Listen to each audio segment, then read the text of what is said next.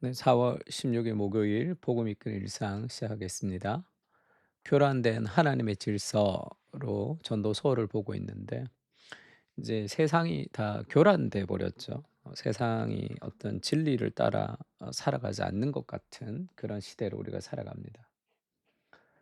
그래서 전도서의 지혜를 배우는 건 너무 중요하죠. 오늘은 전도서 1장 13절에서 16절 그리고 18절입니다.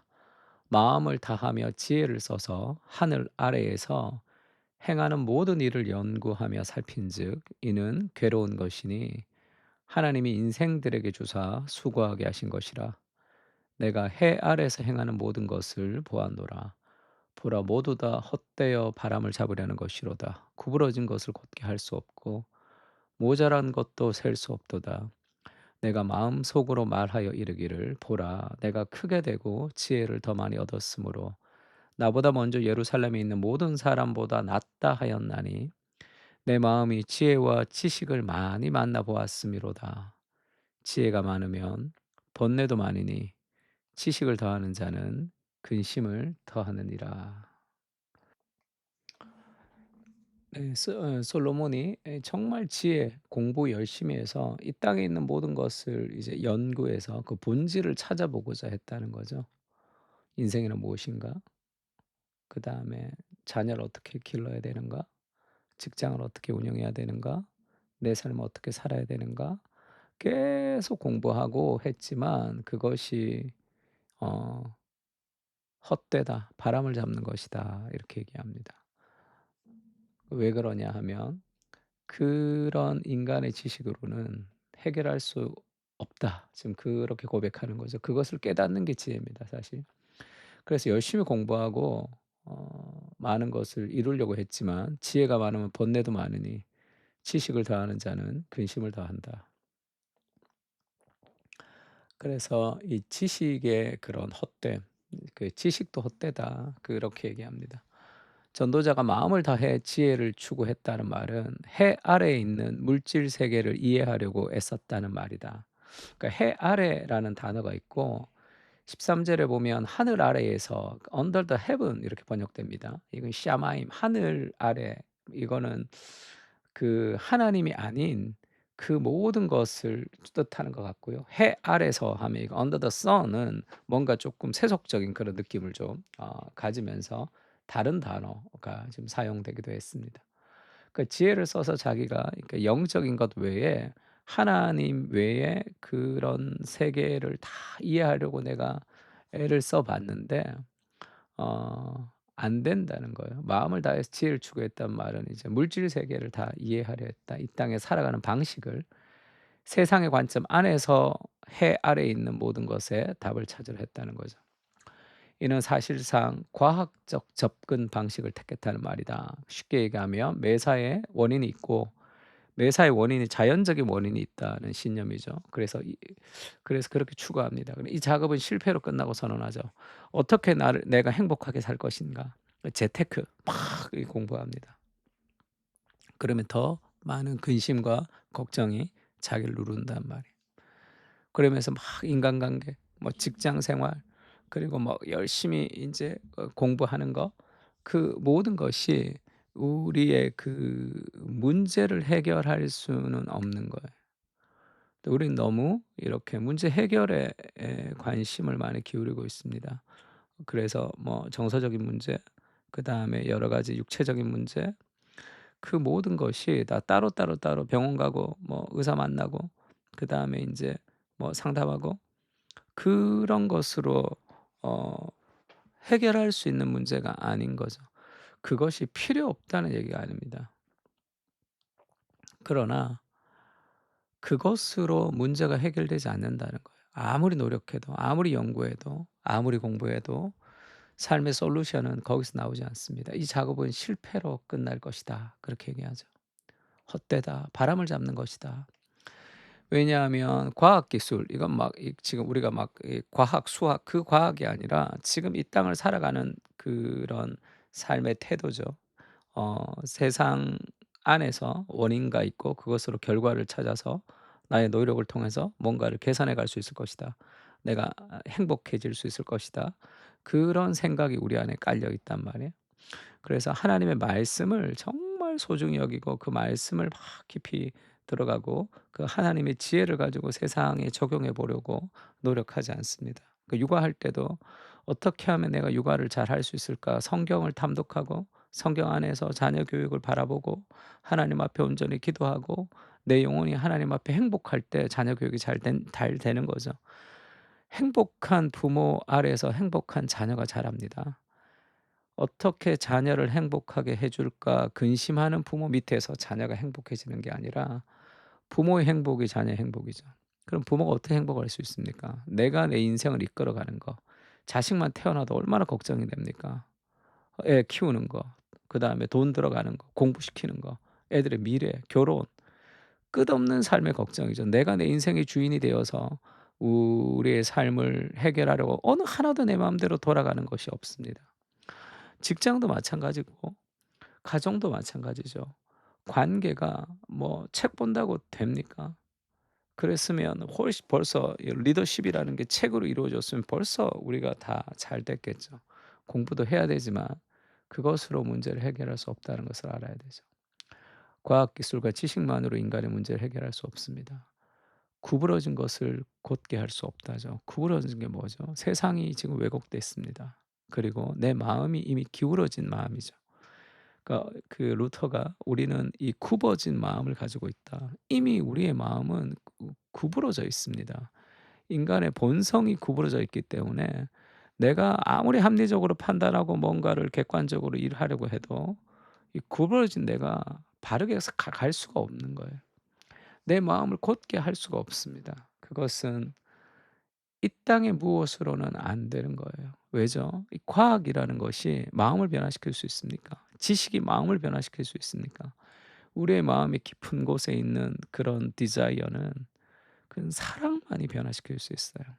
인격적인 교제를 통해서 변화시킬 수 있습니다. 그래서 성경을 우리가 그리스도 중심적으로 읽어야 된다는 말을 계속하는 것은 성경 안에서 하나님의 마음, 그리스도의 마음을 인격적으로 만나는 거예요. 인격이 뭐죠? 지정의 말씀을 깨닫고 말씀을 그 마음을 깊이 감동으로 받아들이고 그 깨달았던 그 감동, 내가 살아갔던 삶의 방식이 아니라 하나님의 방식을 따라 살아가도록 내 삶을 결단하는 그 지정의가 하나님의 말씀 안에서 바뀌는 거죠. 그거 외에 그 무엇도 우리의 마음을 바꿀 수 없습니다. 인간의 문제를 이 땅의 것으로 해결할 수 없다는 것을 알아야 돼요.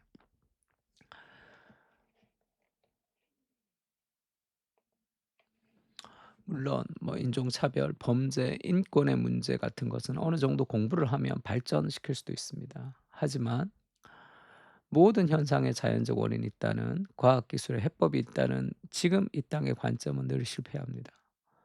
이것은 진리가 아니기 때문이죠. 초자연적인 게 있어요. 보이지 않는 세상이 있습니다. 보이는 것은 나타난 것으로 말미암아 된 것이 아니니라. 히브리서 그런 말씀이 있죠. 지금 눈앞에 보이는 것은 이 나타난 것이 전부가 아닙니다. 보이지 않는 세상 하나님이 만드신 것이에요. 근데 보이는 것으로만 무언가를 자꾸 이 솔루션을 만들어 낸다는 것이 얼마나 어리석은 겁니까? 이게 나타난 것이 만든 사람이 있단 말이에요. 만드신 분이 계시잖아요. 초자연적인 영적인 해결책을 요하는 문제가 대부분입니다. 거기서부터 오는 거예요. 그다음에 그것을 이어서 가야 되는 겁니다. 특별 계시가 있고 일반 계시가 있잖아요. 특별 계시의 눈으로 일반 촉을 볼 때 우리가 그것을 본질을 배울 수 있는 거죠. 결국 우리가 알면 알수록 자신이 얼마나 무지한지를 깨닫습니다. 할 수 없다, 알 수 없다는 걸 깨닫는 거예요. 그래서 무력감이 들고 지식을 당하는 자는 근심이 더한다. 이렇게 고백할 수밖에 없는 거예요. 그것은 이 땅의 무엇의 한계입니다. 하나님 계시의 도움이 없이는 인간의 이성만으로는 절대로 전체의 그림을 다 파악할 수 없기 때문에 그렇습니다. 내 눈앞에 있는 진리의 파편만 붙들고 살아가기 때문에 그 파편이 맞는 문제는 그것이 맞지만 세상에 내가 살아가는 수많은 삶의 문제들은 그 진리의 파편 가지고는 맞지가 않는단 말이에요. 그래서 고난의 문제, 어려움의 문제, 내가 원하지 않는 삶에 어떤 무엇이 닥치면 다 삶이 무너집니다. 왜죠? 내가 갖고 있는 진리의 파편 정도, 내가 원하는 하나님, 내가 원하는 신앙, 내가 원하는 삶의 행복을 하나님을 통해서 추구하려고 했던 그 마음의 우상이 무너지지 않으면 전체 그림을 다 이해할 수 없습니다. 그 진리의 파편을 하나 갖다 주고 이 사람한테도 저 사람한테도 다 갖다 들이밀려고 하니까 누구에게도 맞지 않는 삶의 솔루션을 제공한 그런 꼴이 될 수도 있죠. 하나님의 계시의 도움이 없이는 인간의 이성만으로 절대로 큰 그림을 다 이해할 수 없습니다. 당신이나 가까운 누군가의 인생에서 발생한 문제에 영적인 해결 방법이 필요합니까?